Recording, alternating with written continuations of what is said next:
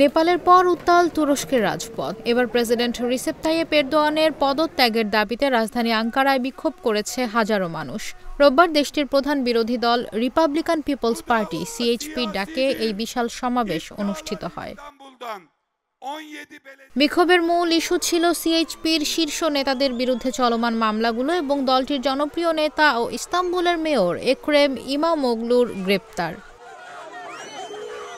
CHP অভিযোগ করছে সরকার পরিকল্পিতভাবে বিরোধী দলকে দুর্বল করতে অবৈধ ও রাজনৈতিক উদ্দেশ্য প্রণোদিত অভিযান চালাচ্ছে।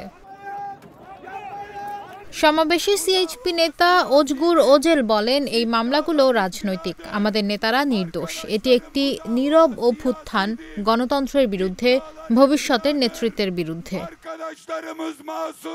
তিনি আরও বলেন, আমরা এর বিরুদ্ধে প্রতিরোধ গড়ে তুলব এবং জনগণের সরকার প্রতিষ্ঠা করব।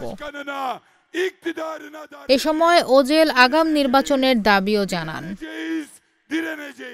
সমাবেশে কারাগারে থাকা ইমামোগলুর পাঠানো একটি চিঠি পড়ে শোনানো হয়। চিঠিতে তিনি লিখেছেন, সরকার বৈধ প্রতিদ্বন্দ্বীদের সরিয়ে দিয়ে আগামী নির্বাচনের ফলাফল নির্ধারিত করতে চায়।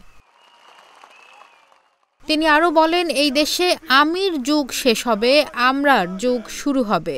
একজন হারবে আর বাকি সবাই জিতবে। চিঠি পড়ার সময় উপস্থিত জনতা করতালি দেয় এবং প্রেসিডেন্ট ইমামোগলু বলে স্লোগান তোলে। এদিকে এরদোয়ান সরকার বিরোধীদের অভিযোগ অস্বীকার করে বলেছে, বিচার ব্যবস্থা স্বাধীন এবং মামলাগুলো আইন অনুযায়ী চলছে। বিশ্লেষকরা বলছেন, সোমবার আদালতের রায় বিরোধী দলের কাঠামোয় বড় ধরনের পরিবর্তন আনতে পারে। এতে দেশের রাজনৈতিক পরিস্থিতি আরও উত্তপ্ত হয়ে উঠবে এবং অর্থনৈতিক অস্থিরতা সৃষ্টি হতে পারে। রয়টার্সের প্রতিবেদনে বলা হয়, ইমামোগলুর গ্রেপ্তারের পর এই বিক্ষোভ তুরস্কে গত এক দশকের মধ্যে সবচেয়ে বড় সরকার বিরোধী আন্দোলনে পরিণত হয়েছে।